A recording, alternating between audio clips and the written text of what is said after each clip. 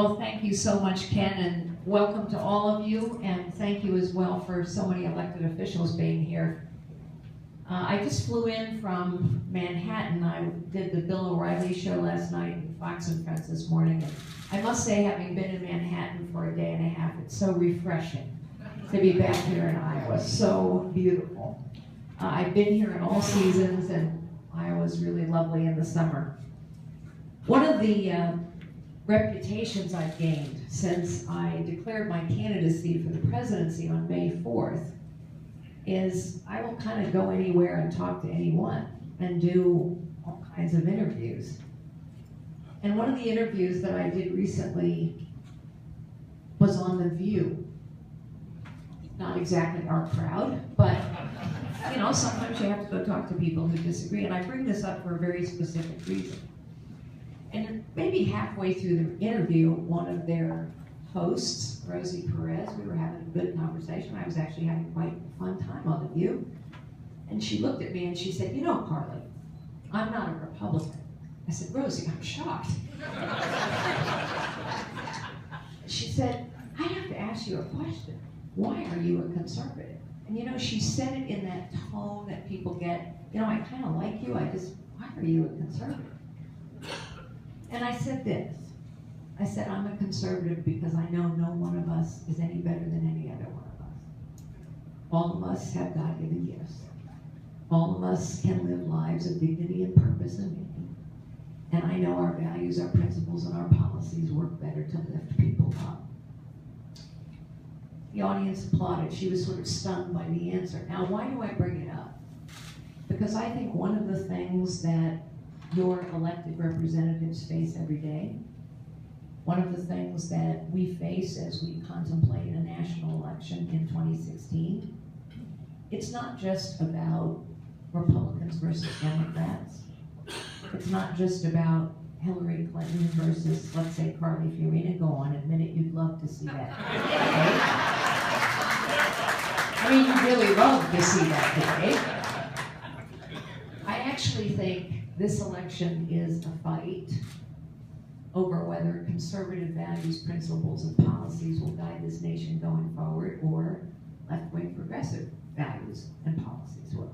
And I think that is of huge consequence. I think we have to reintroduce conservatism to the American people so that they know it applies and lifts everyone up, truly. And so I just want to talk very briefly about 3 issues where progressives demonstrate the left wing of the Democrat Party. And by the way, the energy in the Democrat Party is on the left now. We know that. 3 issues where it's so clear that progressives are prepared to sacrifice other people's lives and other people's livelihoods at the altar of their ideology. Let us start with education. I just came from New York City, as I mentioned to you. New York City, a place where the mayor campaigned by vowing that he would destroy charter schools and voucher programs and school choice. And moms walked across bridges to protest. And the moms were not from the Upper East Side. They were from low-income neighborhoods, African-American and Hispanic neighborhoods, and those moms, and in some cases dads, were walking across the bridges protesting because they knew if their mayor took away their choices as parents, they were taking away their children's chances. I'm reminded often of the head of the Chicago Public Teachers Union, who in the middle of a strike, the issue in Chicago a couple years ago was teacher accountability. In the middle of a strike, she took to the microphones and she said this: "We cannot be held accountable for the performance of children in our classrooms because too many of them are poor and come from broken families." Now, what do you suppose she was saying? That if you're poor and you come from a broken family, you can't learn. You don't have potential. You don't have gifts. You can't live lives of dignity and purpose and meaning. It's the height of disrespect and disregard. Or think for a moment about the outrage of this latest Planned Parenthood videotape. I have been very vocal on this subject, and I have said to lots of women, look, this doesn't matter if you're pro-choice or pro-life. Just for a moment, imagine the hypocrisy of lobbying against a woman's right to see an ultrasound of her unborn child before she chooses to have an abortion or not. Hillary Clinton has lobbied against this, so have most of the Democrat Party, and yet using that same technology to determine how best to abort an unborn child so you can harvest their body parts. Think of the hypocrisy of that position. Think of the extremity of the position that the Democrat Party has, which is literally, it is not a life until it leaves the hospital. That, ladies and gentlemen, is disrespect and disregard for the potential of every human being. And finally, the final issue that I would point to, the argument, the fight we gotta have between conservatism and progressivism is demonstrated by this beautiful winery. This beautiful winery, why is it here? It's gorgeous. It's here because Bob decided he had to leave California. He had to leave California. California, a place where liberal ideology has been in control for decades. And what's the consequence? You may not know this, but the agriculture in California is being destroyed in front of our eyes because a bunch of environmentalists and left-wing politicians have decided that they control the water. They decide that fish are more important than families. Literally, the agriculture in California is being destroyed as we speak. In California, the bastion of liberal ideology, the state that started the ideology that the EPA nationally now rolls out across the country. What's going on in California?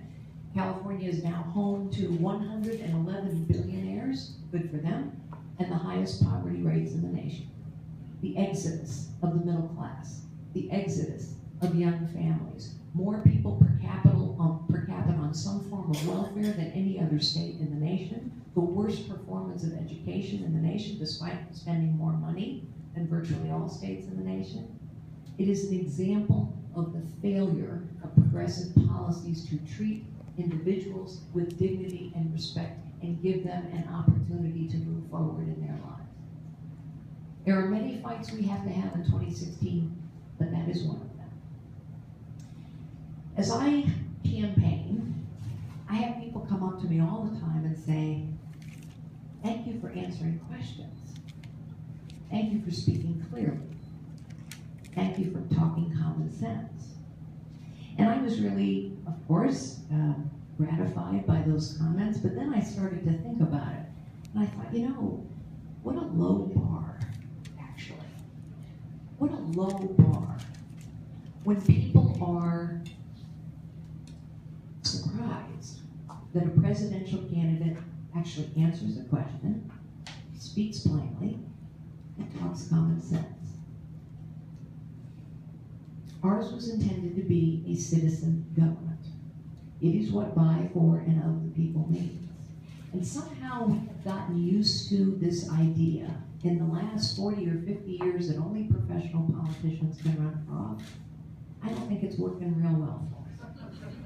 In fact, you know, you were talking about the golden dome sucking common sense out of people's heads. That goes on in the big dome in Washington, D.C. too. And 80% of the American people now believe that we have a professional political class of both parties that is more concerned with the preservation of its power, privilege, and position than on getting any work done.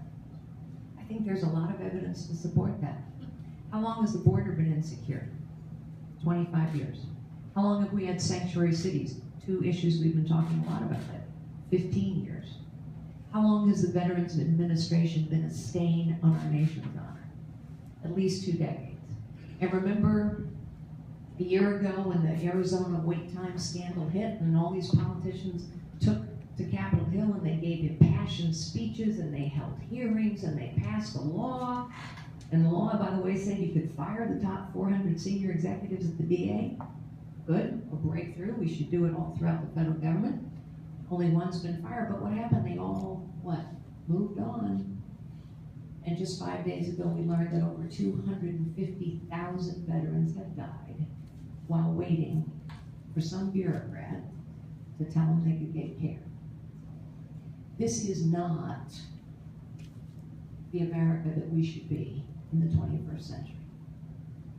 So before I tell you a little bit about what I think needs to happen, let me just tell you a little bit about myself, and I won't go on too long because I'd love to take your questions as well. When I was a little girl, this won't take too long, but it's important in how I think about this challenge. When I was a little girl, my mother said to me on a Sunday morning, "What you are is God's gift to you. What you make of yourself is your gift to God." I didn't feel particularly gifted as a little girl or as a young woman. I would go on to graduate from college in the middle of a deep recession, try law school for a while, hate it and quit, and go back to work full-time, doing what I had done part-time to help put myself through college. I was a secretary. I typed, I filed, I answered the phones for a little 9-person real estate firm. Sometimes people ask me, how did I go from being a secretary to being the CEO? And the truth is, I didn't have a plan. But what I found out is that I liked challenge and I would run into problems. And every time I ran to a problem, I would find people who knew the answer to the problem. It's just they'd never been asked. And all throughout my life, whether it's in business, going from secretary to CEO, or chairing 2 major charities in this country, or advising the CIA or the Department of Defense or the Department of State or the Department of Homeland Security, or traveling and living and working all over the world and doing business and charity work and policy work all over the world, I have learned this. Everybody has God-given gifts. Everybody has potential. Everybody, regardless of their circumstances, wants to live a life of dignity and purpose and meaning, truly. Not everybody has that chance. And I've often thought, as I have lived and traveled and worked around the world, why is this nation so different? Because I am keenly aware that it's only here that a young woman can start out as a secretary, go on to become the chief executive officer of the largest technology company in the world, and run for the presidency of the United States. That's only possible in this country.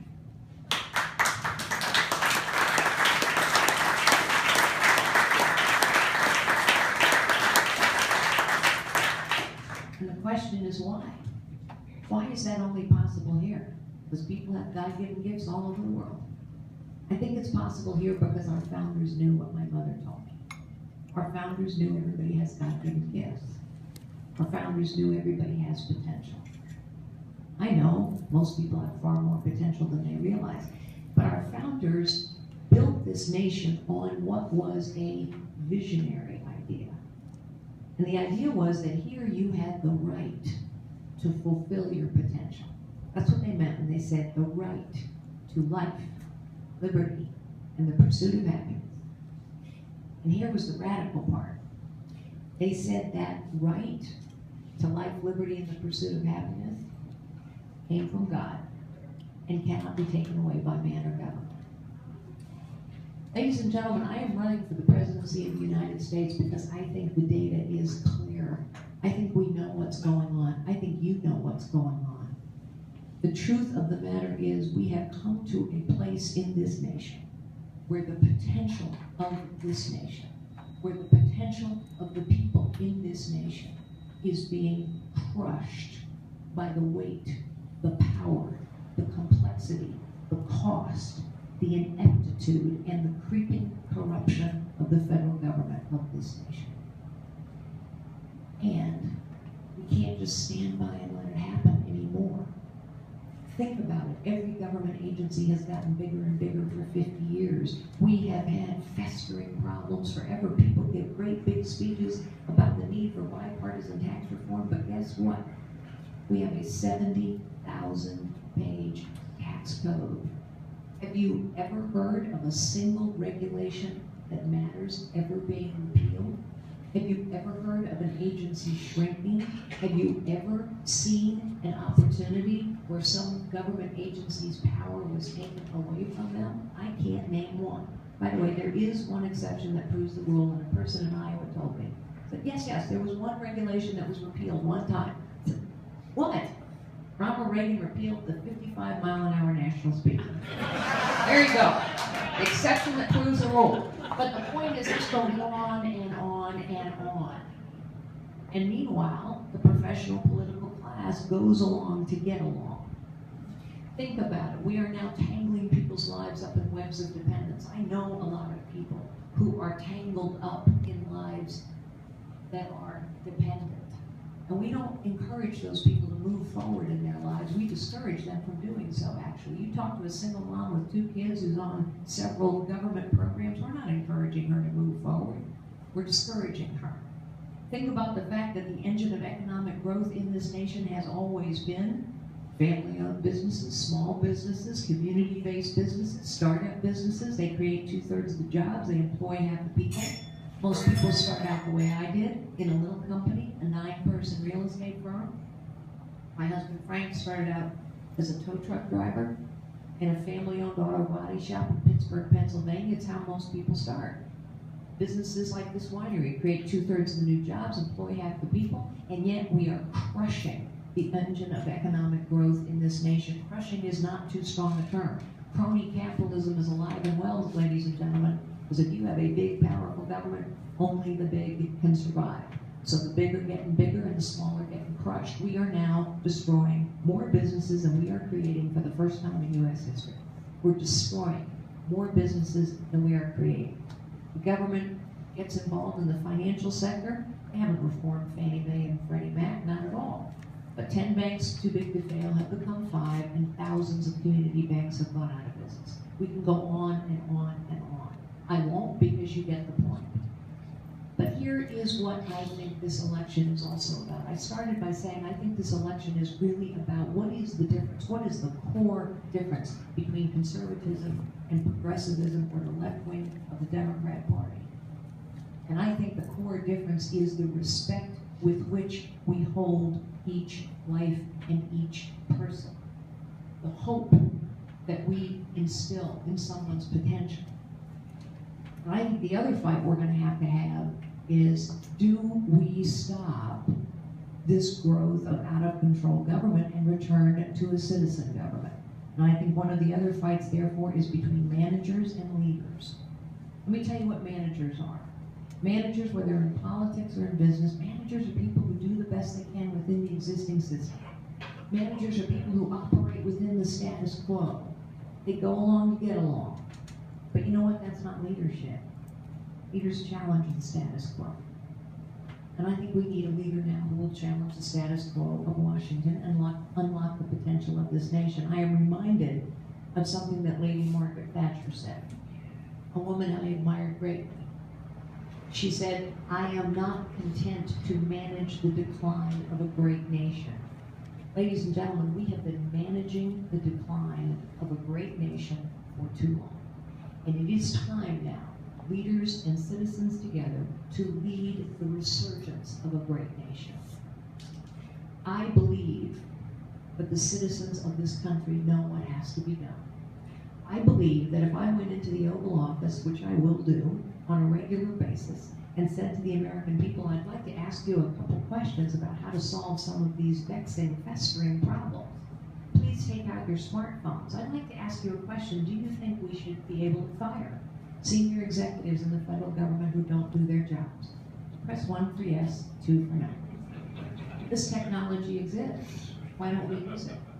I'd like to ask the American people, do you think we actually should know where every dollar of your money is being spent, so that we can prioritize it, so that we can invest in the things that we need more of, and stop doing the things that the federal government has no business doing? In other words, should we have some version of zero-based budget, where every agency has to defend every single program every single year?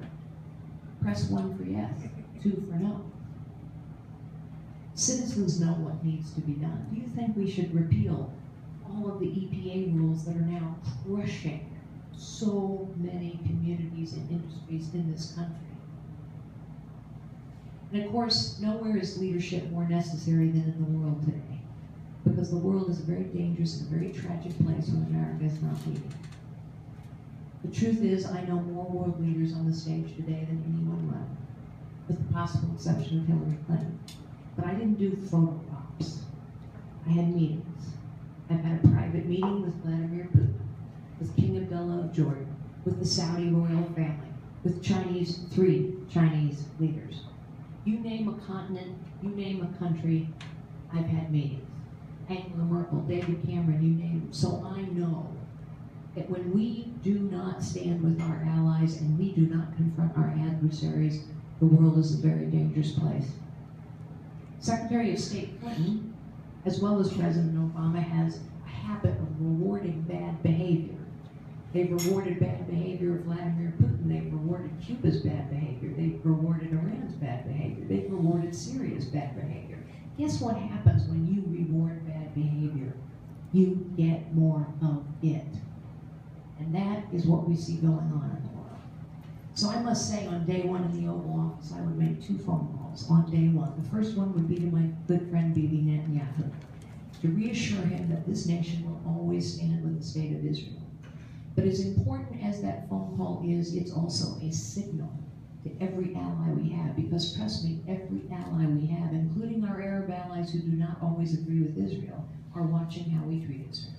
And they conclude, wow, the United States of America is prepared to treat Israel this way, then my friendship doesn't mean very much. The second phone call I would make would be to the supreme leader of Iran. Realistically, he might not take my phone call, but he would get the message. And the message is this: I don't care what the deal is. I don't care what deal John Kerry signed or President Obama signed. New deal. Until and unless you open every military facility and every nuclear facility to full and unfettered inspections anytime, anywhere, really, we're going to cut off your access to the global financial payment system. It's called SWIFT. We can do that. We can do it without anyone's permission. We have to stop the money flow. And ladies and gentlemen, even if Congress manages to stop this deal, and I earnestly hope they stop it, the truth is everyone else has moved on. UN's moved on, thanks to our president ignoring the sovereignty of our nation. Europeans have moved on, China's moved on, Russia's moved on. China and Russia were never on our side of the table in this negotiation, ever. They've moved on, and the money's going to start to flow, so we have to cut the money off. I actually wouldn't call Vladimir Putin. We've talked to him way too much. But I would start rebuilding the Sixth Fleet immediately. I would start rebuilding the missile defense program in Poland immediately. I would start conducting regular aggressive military exercises in the Baltic states. I would start moving troops in and out of Germany pretty visibly. And Putin would get the message. And so would every other adversary we have. They'd say, the United States of America seems to be back in the leadership game. And with regard to ISIS, I would hold a Camp David summit immediately and talk to our Arab allies who know this is their fight. They know this is their fight.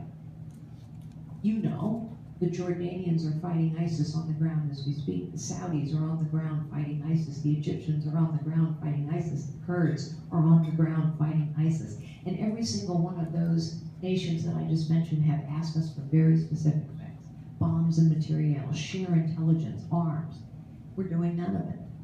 Our allies will help us defeat this evil, but only if they sense leadership and resolve and support from the United States of America. Because when we do not lead, our allies lose courage, and our adversaries press forward. I'm going to draw this to a close. I've probably talked too long, and I want to take your questions. But I do just want to say that I have gotten lots of interesting questions over the course of this campaign. And one of the more interesting questions I got was on a national television program one Saturday morning. I was asked whether a woman's hormones prevented her from serving in the Oval Office. So ladies, little test. Can you think of a single instance in which a man's judgment might have been clouded by hormones? Any at all. Even in the White House. Hillary Clinton cannot be president of these United States, but not because she's a woman. Hillary Clinton can't be president of these United States because she's clearly not trustworthy, because she lacks a track record of leadership, and because the policies she will pursue will further crush the potential of this nation and of the people of this nation. So I think a lot about what it takes to win this job. And I will tell you, to win this job, we better have a nominee who will throw every punch we have at Hillary Clinton. I am a fighter. I will not falter, and I can do that.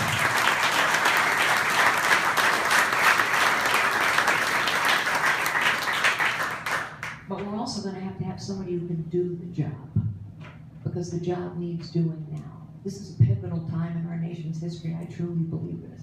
And I think this is a perilous time for the future of this nation. We can turn this around. Every wound we have is self-inflicted. Every problem we have can be solved with the citizenship of the people of this great nation. But we are at a pivotal time. And so to do the job requires what? Somebody who understands how the economy actually works.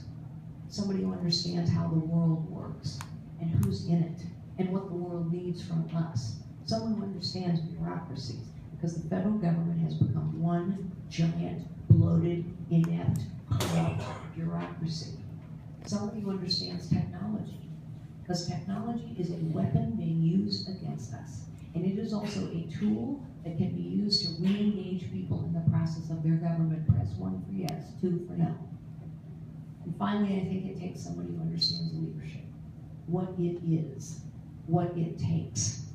Leaders sometimes have to make tough calls in tough times with high stakes and prepared to be held to account. But the highest calling of leadership is not the acquisition of power or title or position or a big office. The highest calling of leadership is to unlock potential in others. And now we need a leader who will unlock the potential of this great nation. So I must tell you, I think every day about what our nation can be, will be, if we do the right things and make the right choices. And so I think about two of our most powerful symbols of democracy, Lady Liberty and Lady Justice. Lady Liberty, think about her. She stands tall and strong, as America always must be. She's clear-eyed and resolute. She doesn't shield her eyes from the realities of the world. She faces outward into the world, which is the way America must always face, and she holds her torch very high, because she knows she's a beacon of hope in a really troubled world. And Lady Justice, who holds a sword by her side. And I think she is telling us that we need a fighter, a warrior, for the values and the principles that have made this nation great. She holds a scale on the other hand. With that scale, she is reminding us, all of us are equal in the eyes of God. Each of us has God-given gifts, and so all of us must be equal in the eyes of government as well, powerful and powerless alike. And right now, the scale is tilted towards the wealthy, the powerful, the big, the well-connected, and tilted against the small, the startup, the family, and the powerless. And finally, she wears a blindfold. And I think with that blindfold, she is saying something we as conservatives have always believed. It doesn't matter who you are in this nation. It doesn't matter what you look like. It doesn't matter what your circumstances. It doesn't matter how you start. Here in this nation, every American's life now in this century must be filled with the possibilities that come from each of our God-given gifts, with liberty and justice for all. Thank you so very much, ladies and gentlemen.